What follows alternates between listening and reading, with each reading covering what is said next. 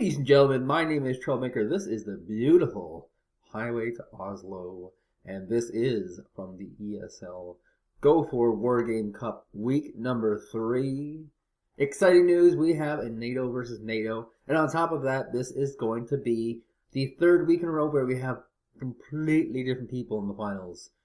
So first, representing the NATO color, we have Bitch. Yes, Bitch. And representing them will be Roffe and Daimyo. I don't know much about Roffe, but I know Daimyo is quite good. And their opponents playing as also NATO, playing as the color red, will in fact be the WTF clan with Ribar and Drrty-D. Drrty-D and Ribar have been placing fairly well in the tournament every week, usually within top 8. This will be their first time in the finals, and this time they're playing against Roffe and Daimyo, so that's going to be something exciting. Of course, this is Highway to Oslo. It is the most linear map and one of the smallest maps in the game, so there's a lot of very close encounters type plays here. Very specifically, because there's only one main road leading in, and the same is true on the other side, only one main road leading in, there's a crossroads here. Very often, a very good opening strategy will be to napalm this location here, and on this side, this location here. And by doing this, it slows down every vehicle going into this 2-point base and this 1-point base, and anyone trying to get position here slows them all down. So generally speaking, we often see two sides doing the exact same thing. And looks like we have a little bit of helicopters here, a few, not too many. Just wanted to get a little bit of a forward position advantage, and has the AA helicopters just to kind of support against the ridiculous number of air fighters that usually come into this game. And we'll have to see what kind of loadout that we'll get from WTF. And from... Holy, that is a lot of helicopters. That is a ridiculous number of helicopters. I think we might be seeing Raining Man. Raining Man is seen by some as an exploit, others a legitimate tactic. And the idea is quite simple. You get a whole bunch of helicopters, you get a whole bunch of infantry, you rush the helicopters to all of the potential locations where there will be commands, fly them overhead, they get shot down, and infantry will rain out. The infantry will provide vision while being able to do damage themselves for the bombers. The bombers will come in and knock out every single command, and it's very much an all-in. Now, there are various forms of this, modifications. It's necessary, for example, to protect your main base. That's a big part of it. And it looks like this is going to be some kind of heavily modified version of it because we have a second command here, which means they'll probably be using this at this forward base here, possibly, to try and get a better place for their bombers to shoot from. But regardless, this is it's all in, but it's also leads into a normal game if it fails, which is kind of neat. And like I said, a big counter to these helicopter-based plays is to have all of you, not all, but a lot of your forces will rush straight down, attack their command, and finish it there. And it's kind of a race to the finish. But they put in a second command here. They have a couple of tanks out here. They actually have 4 tanks total. The Harpoons are barely tanks, and 4 anti-air units here. So they're pretty well prepared for anything. And look at this. Attack. May the fire god burn them to hell. Yes. AA is pretty important in this kind of battle. Absolutely. But you also need a decent number of ground forces. Tanks absolutely helping. And no tanks on the map so far for WTF. They're kind of tank-like, I guess. I don't know. But yeah, not a ton of AA here. That's probably going to hurt them. They have the 2 AA helicopters, and that's it. Oh, never mind. I am wrong. They have, in fact, quite a bit. They have the Martyr Roland 2 and the AMX 3D Roland. So they should be fine. And, yeah, this is just so common. What they're pointing at here, the napalming. I have no doubt, even though they're doing some sort of all-in, it will still happen. If not for the fact that it makes everything look very standard and normal. So we're going to get right into this.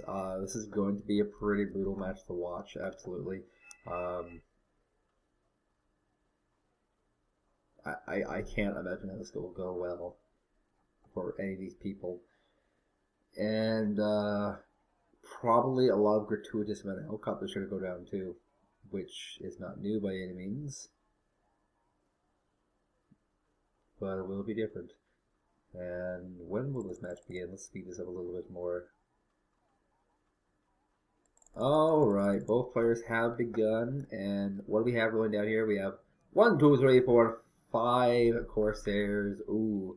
And we have all of these anti-air spirit players. This is all part of it. You want to have a nice air lead. And coming from not too much, actually. A Starfighter, a few Drakens, and a Wild Weasel covering that anti-air support. They had no napalm bomber of their own. So this is all to try and stop the napalm. And one napalm bomber will go down.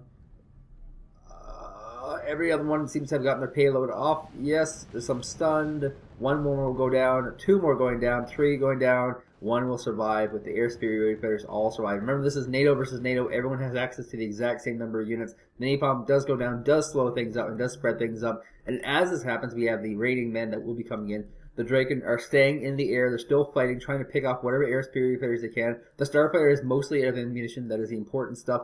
And they're getting shot down by these chaparrals here, of course. Every single time these chaparrals fire, that's less ammunition they'll have for the helicopters. And here it comes. The raiding man has been revealed. It will be in fact known now as the helicopters are moving overhead, trying to find every single command location. The WTF has their command located in the middle here of their pack. Decent location, but kind of problematic because it only has 1 hit point left on it. That is not good. All the while, there's also 2 commands at the base here sitting around. And the raiding men are coming in. They have rained down on this location, and they're just going to continue moving on. Remember, they do have that extra command, so they can transform to a normal game from here as they continue doing this push that could just completely dominate and finish off WTF. Looks like so far so good. They've gained position here as well. Jagers will be defending this position, and the helicopters continue on. And there's a second flank of helicopters moving around the back here. There are intruders coming in here to try and drop some cluster bombs, as there will also be a Wild Weasel providing some anti-air support. Look how aggressive we have from Drrty-D and Ribar. They actually pushed a lot of Fusiggers very, very far away. And of course, there is an AMX-13 Harpon here that might be able to help deal with them. But the big threat will be this big mothball of helicopters, this murder of Dornier 205s that is coming in for the kill. Keep in mind, all they have to do is get overhead, provide vision, and get those big kills. And air superiority battles right now are absolutely going to our blue NATO players, who are also +1ing right now, which is huge. +1ing is huge. And yeah, there's a second command moving in here, but it's only got 1 hit point left on it, so that won't last too long. Here comes the raining men. Here they come. What will they be doing? What will we be seeing? There's lots of surprisingly good vehicles here doing some pretty good stuff. AMX-13 Del Noir coming in as the raiding men are flying overhead. They're near the command. Once again, they just have to fly over it and get their men in location. Yes, they got them in. And will they get this command? Now keep in mind, there's an extra command here, so getting this 1 command will not just be enough. The Dorniers continue moving in, and they have all in location. 1 command going down. There's still another command here. Do they have vision? They don't have vision just yet. They have to get vision. They have to be able to get those bombers in to snake this vehicle. It has 1 hit point left. They actually do know where it is. And oh my god, they're actually still firing on it. It's gone. There's only 1 command left on the map for WTF. It's 1 right here. It's got 1 hit point left on it. And here comes another Dornier. He's just not done yet. He is not surprised. Oh my god, that was brutal. Absolutely brutal. We're now seeing a +1 lead for Team Bitch, as they're rallying another command. They realize they're so far ahead, they're going to go for a +2 base. Now, one of the reasons why this works is because in Conquest, you have equalized income. There's no income advantage to having a very specific position. Everyone has the exact same income. And because of this, the person who knocks out a bunch of commands, knocks out positions, and knocks out a lot of forces is overwhelmingly better off. Now, there's lots of Jaegers in these woods here. It's going to liberate this area. There's a lot of supporting forces here, but unfortunately, they're not really doing too much right now against these Jaegers that are just moving into the woods en masse. And there's really a ton of forces on the board here for red, just not a ton of useful pushing forces. Now, the command did in fact get pushed out, but as it got destroyed, another one got rallied in. Now, there's a call for attack from Daimyo saying, please kill this command. Now, does he see it moving? That's a big thing. He does. The dragon's firing on it. This could be the end of the game. Yes. In a complete clean victory with a phenomenal reigning man rush. Roffe and Daimyo have done it. They've clinched the victory. They are now #1 for week 3 and have shown some representation on the overall ladder. My name is Troublemaker. That was ESL week 3. See you guys next week for the week 4 finals. It's gonna start raining.